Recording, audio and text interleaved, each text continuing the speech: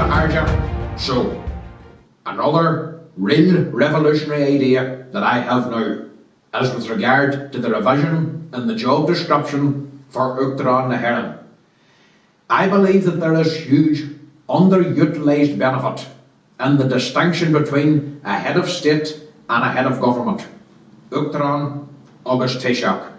Now, I believe that this is something that we could actually pioneer as being a country that creates a distinction between the handling of societal and economic issues, throwing the two against each other in the way that pretty much all Western democracies do of what has become left and right politics, is, in my view, an outdated scheme.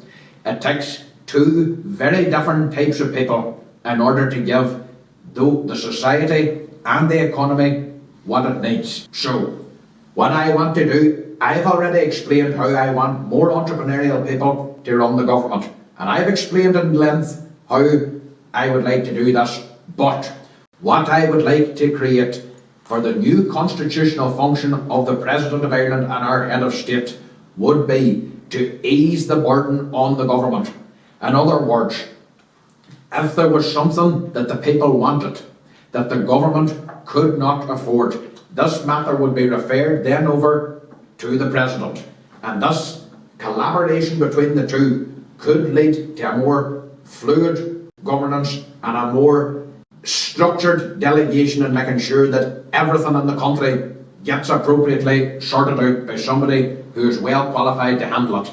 So, the description of the new presidency in my new constitution would be a combination of two things. First of all, the president of the state-run charities.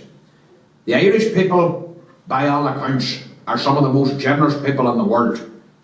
In terms of voluntary donations per head, we always come out top of the list. There's no question about that. We are a very generous nation and there's enough goodwill for us to create a real difference.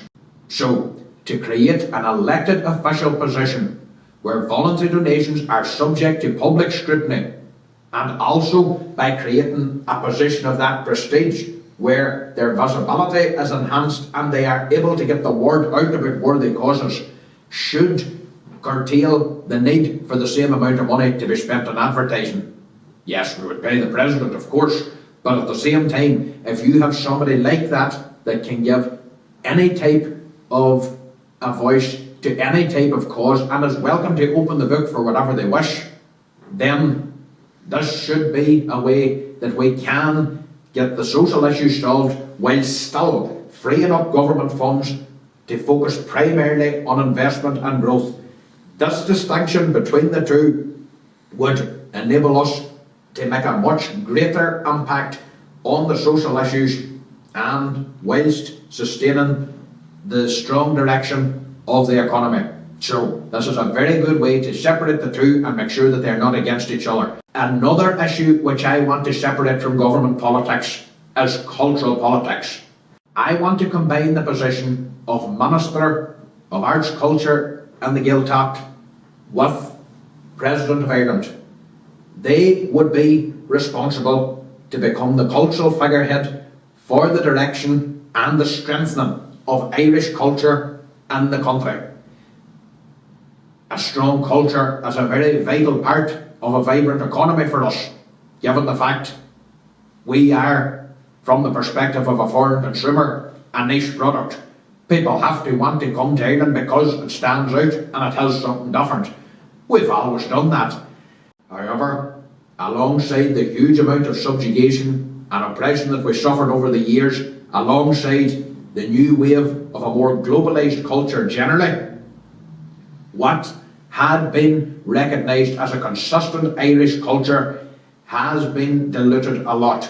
Basically, my entire revision to the position of our head of state is to have a social and cultural people's leader who is detached from government and is not obliged to act under the instruction of government, although we would assert a collaboration. At the same time, this would be a very effective way to build a more cohesive, more effective government. This is a very revolutionary idea that I'm proposing, so I'm very keen to hear what you think there, so please let me know in the comments. Goramila, my Hogger.